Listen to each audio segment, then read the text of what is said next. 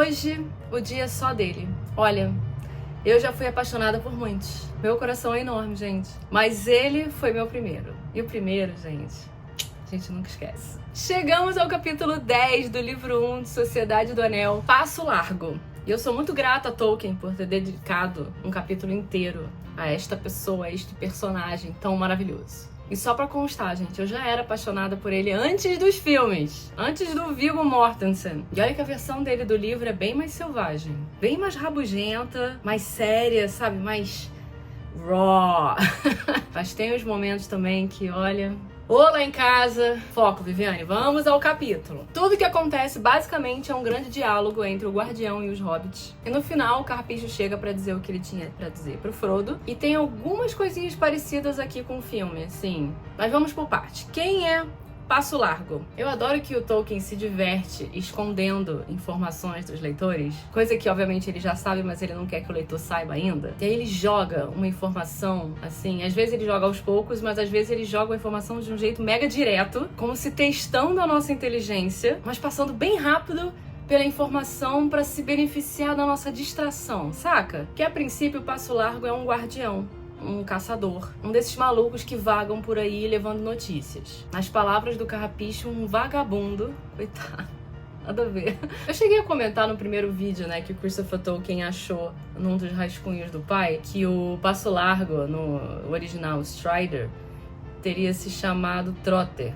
certo? Em tradução livre seria algo como trotador, cavalo de trote, sabe? Viajante também, whatever. O que importa é que numa desses rascunhos, numa dessas versões, o Trotter era um hobbit. Imagina.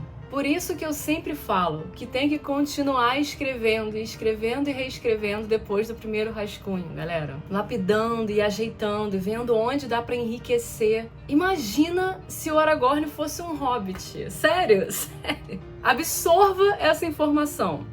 Imagina de verdade. A primeira coisa que sai da sua cabeça e que você cria não precisa ser definitiva. Bota isso na sua cabeça. Bom, ainda sem saber o nome do Passo Largo, os hobbits estão mega desconfiados. O Sam, então, tá tipo... Não entra aqui!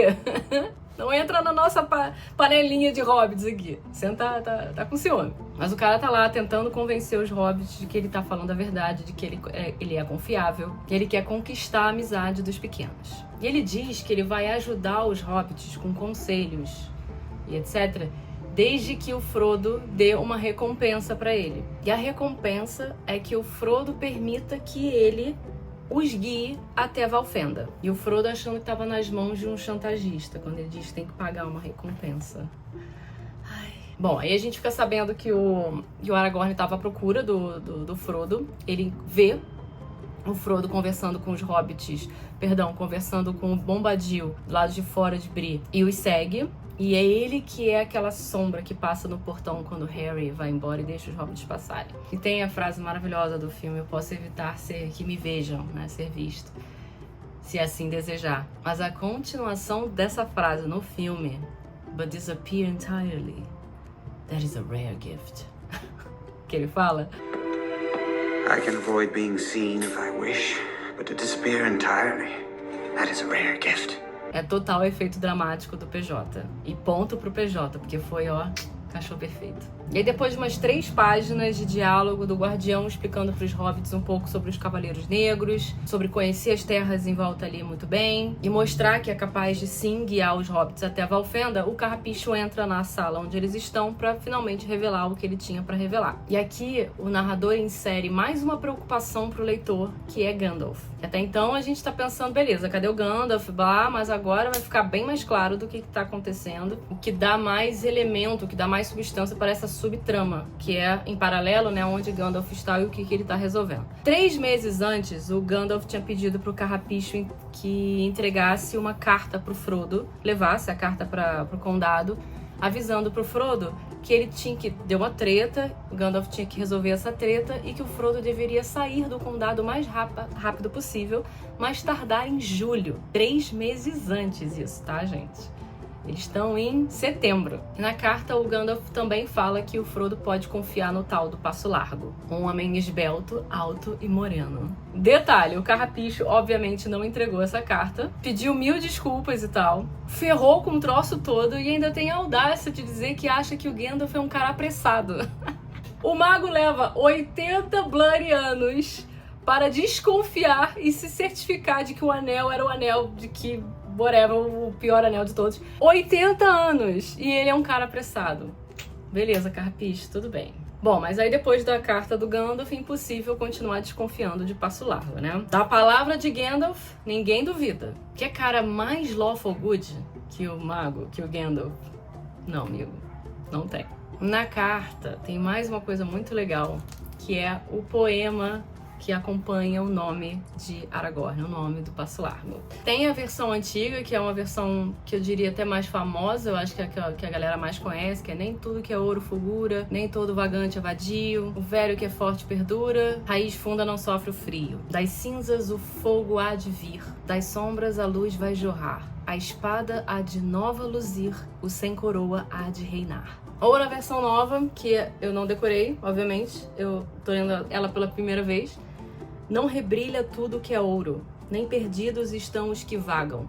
Não fenece o antigo tesouro, nem geadas raízes apagam. Das cinzas um fogo renasce, uma luz das sombras virá. A espada partida refaz-se, o sem coroa outra vez reinará. Eu não sei se vocês conhecem a versão original, de fato o Ronald ele mandou bem aqui na tradução, tem essa cadência. Então a nova tradução tá um pouco mais, como é que eu vou dizer, fiel ao que é no original. É muito bonito, cara. O Tolkien, meu Deus, é difícil a tradução, gente, não é fácil não.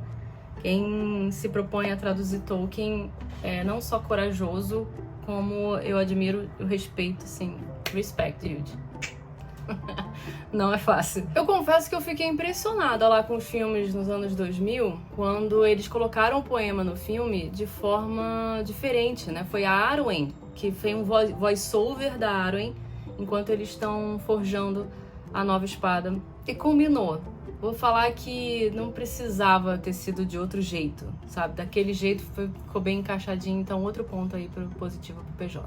Meu Deus, tem muita coisa nesse capítulo. Vamos por partes. Aragorn, filho de Arathorn. Agora a gente tem um nome forte. Pra quem tem memória boa, vai lembrar que o Gandalf já tinha mencionado o Aragorn lá no Condado, no capítulo 2, sobre ele ser o melhor caçador da Terra-média. Vocês lembram? E ele é quem encontra o Gollum. E isso, gente, não é dizer pouca coisa. Ele é descrito por Gandalf como mais bonito que a maioria e que tem um corte no queixo. Pronto. Falou isso, eu me apaixonei já. Fácil. Bota uma cicatriz no herói que é meio lobo solitário. Pronto. Toda a questão do poema, gente, se vocês forem reparar, tipo, nem tudo que é ouro fulgura, nem todo vagante é vadio. Ou na versão nova, nem perdidos estão os que vagam. Aparências enganam. Basicamente, é sobre isso que tá falando. E aí logo depois, uma luz das sombras virá. A espada partida refaz-se. Aí nessa hora o Aragorn mostra a espada para os hobbits, a lâmina quebrada. E aí por último, o sem coroa outra vez reinará. Ora, vejam só, um nobre, praticamente uma profecia. Eu confesso que com 13 anos, quando eu li pela primeira vez, eu não reparei que o Aragorn tinha esse poder todo. Não dei valor a esse poema, não dei valor ao que tava ali nas entrelinhas. Nem tanto nas entrelinhas, tá? Porque tá bem explícito, tá de forma direta aqui falando. Mas acho que no fundo eu não quis acreditar. Eu não quis que ele fosse uma possibilidade, um potencial rei. Eu queria que ele fosse, sabe, um selvagem, um lobo solitário das terras ermas, do tipo caladão, só pra dar bastante trabalho pra minha terapeuta. Aqui no livro, gente, quando o Aragorn fala o nome dele, ele traz também a frase do filme que todo mundo adora, que na tradução antiga é: em nome da vida ou da morte, eu puder salvá-lo, assim o farei. Só que no filme ele fala isso em Valfenda e é um pouquinho diferente. Um pouco sobre a preocupação que eu falei que o narrador traz pro leitor sobre o Gandalf. Agora a gente sabe ao certo que o Gandalf desapareceu. Ninguém sabe dele, deu algum problema, porque ele fala da treta que rolou pro Carrapicho e se manda e não aparece no condado. Então a ansiedade dos hobbits cresce imediatamente, consequentemente a nossa, do leitor, também. Mas não chega ainda a ser desesperador, porque não tem tanto detalhe, a gente não tem informação do que de fato aconteceu. Isso aqui é só o Tolkien plantando a sementinha para deixar a gente se questionando e com essa subtrama na consciência e não esquecida, entende? Outra coisa que eu acho que esse capítulo traz que é muito importante e muita gente deixa passar e não dá o devido valor é quando o Aragorn fala que o condado nunca esteve desprotegido. E isso pra narrativa, gente, em termos de furo, por que o condado... o condado é mágico, porque ele nunca foi atacado por ninguém, nunca foi visto por ninguém, porque os hobbits seguem à margem da sociedade, como é colocado no filme. No livro deixa claro, explícito pra gente, tá explicado que o condado sempre esteve sob proteção, a mando do Gandalf. Quando não era o Aragorn, eram outras pessoas, quando não era o próprio Gandalf que estava protegendo o condado. Então o fato desses hobbits viverem essa vida quase que de forma paralela ao restante do mundo, ao restante da Terra-média, não é à toa. E mais um detalhe sobre isso. Agora que o Gandalf desapareceu, o Aragorn está com os hobbits, e tudo isso acontecendo por conta da Jornada do Anel, da aventura, está se iniciando, o condado não está mais sendo protegido. Fica com essa semente aí. E como que as coisas ficam agora, depois de todo esse diálogo, toda essa conversa do Guardião com os hobbits? Confiança estabelecida, beleza. Decidido que o Aragorn vai guiá-los até Valfenda. Antes, eles vão, a próxima etapa, o próximo destino, Valfenda é longe, tá, gente? Então eles vão ter que parar primeiro no Topo do Vento, é o primeiro destino deles. E eles tomam a sábia decisão de não irem para os quartos dormir, porque poderia ser perigoso, afinal tem cavaleiros negros rondando por aí. Até porque o Carrapicho confirma essa informação de que cavaleiros negros já estiveram em Bree perguntando pelo Frodo. E aí o Aragorn tem essa ideia maravilhosa de que todos eles fiquem nessa sala e não vão para os quartos. E olha que curioso, depois de todo esse diálogo, bem no final do capítulo, o Merry volta daquele vou respirar um ar puro, e foi o recurso que o Tolkien encontrou para poder usar o Merry de arauto de notícias frescas sobre o inimigo. Que nessa hora o Merry volta correndo para a sala para avisar para os hobbits que ele chegou a ver os Cavaleiros Negros, que eles estavam interrogando pessoas lá de Bree, e que quando ele foi perseguido, e aí ele caiu e os Cavaleiros Negros avançaram, né, estavam perto, e ele acabou perdendo a consciência. O Aragorn até explica que isso foi consequência do hálito negro. Até Tolkien joga umas informações que não necessariamente ele vai usar mais tarde. Ou se ele usa, é muito sutil. Eu não lembro. Eu posso estar muito errada de achar que esse hálito negro só tá nesse capítulo, mas agora eu vou aproveitar que eu tô relendo, né, e a gente para prestar atenção se ele usa isso mais tarde. Mas tudo bem também se ele não tiver usado, tá, gente? Não é nenhum pecado. Acho sim que tem certas situações de Cavaleiro Negro podendo ter usado esse hálito negro pra fazer os outros perderem a consciência mais vezes durante o livro, então vamos entender se é um problema ou não para o restante da história. Uma observação aqui final sobre nosso querido Aragorn. Tem uma hora que ele é mega ríspido com o Carrapicho. Porque o Carrapicho agiu com mega preconceito. Essa galera toda é xenofóbica, gente. Todo mundo da Terra-média é xenofóbico.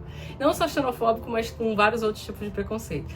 E ele chega e ele chama a laia do Aragorn de vagabundos. Vamos combinar que um cara sábio, bem mais velho, inteligente como o Aragorn, não deveria ter o calo pisado pelo Carrapicho tão facilmente assim, mas em defesa do Aragorn, ele tem questões sérias sobre ser visto como vadio. Ele deixa isso bem claro.